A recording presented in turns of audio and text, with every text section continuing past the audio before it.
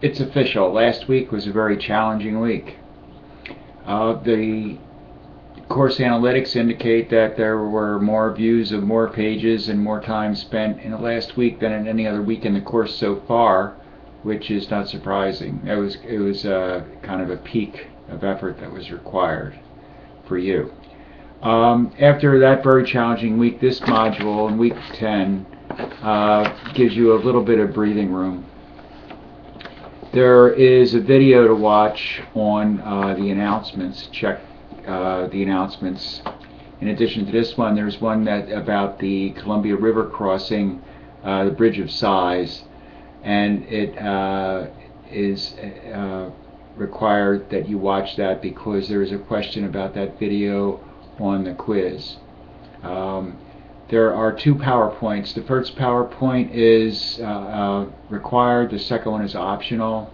The first PowerPoint has audio. The second does not. But the second is a good way to review the key concepts to help you prepare for the quiz. I'd expect that everybody will read the chapter, look at least one of the two PowerPoints, and also look at the video to prepare for the quiz at the end of the week. Because this week is somewhat easier than others, this is a good opportunity for you to get together and work with your group on your personal PowerPoints.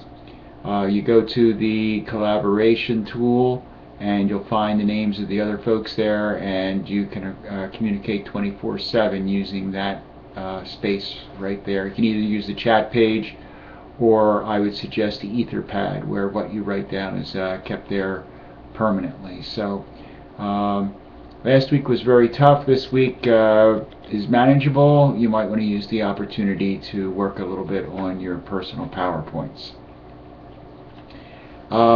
Chapter 11 builds upon Chapter 10.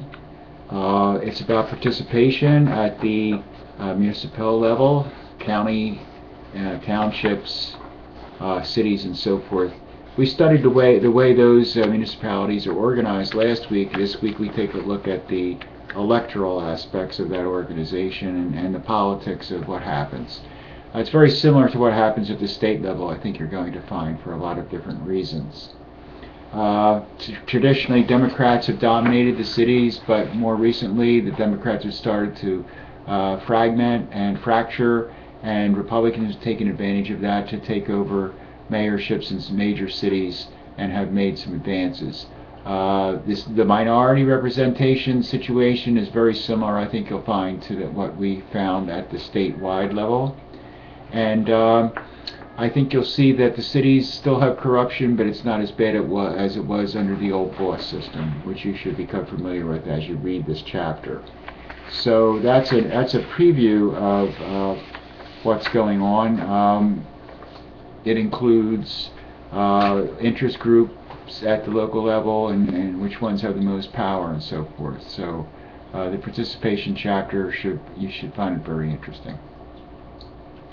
Rukaya asked an interesting question about when did the Republicans become anti-civil rights and the Democrats become pro-civil rights. They have the parties have taken different tacks on that over time. If you'll remember, Reconstruction at the end of the Civil War, the Republicans came in, kicked out the Democrats, and pushed civil rights. Then when the Republicans moved out, the Democrats took over the South again, and states' rights fostered Jim Crow laws and discrimination.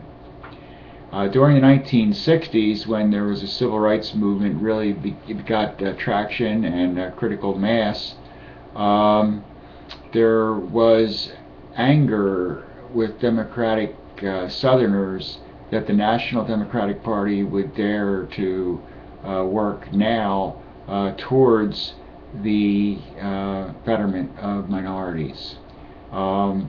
So these angry Democrats joined with conservative Republicans, who incidentally were moving in greater numbers to the South. These angry Democrats endorsed Republican candidates who were anti-civil rights.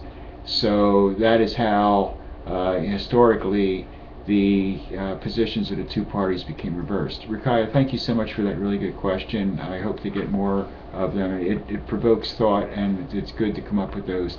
If you need any more clarification on that, let me know, and I'll work on it for you. Mentioning the video, it's excellent because it connects with our studies on taxation and finance, city planning, conservation, the management of political conflict, and so many different areas throughout the course. So that 10-minute video is really recommended for you to view.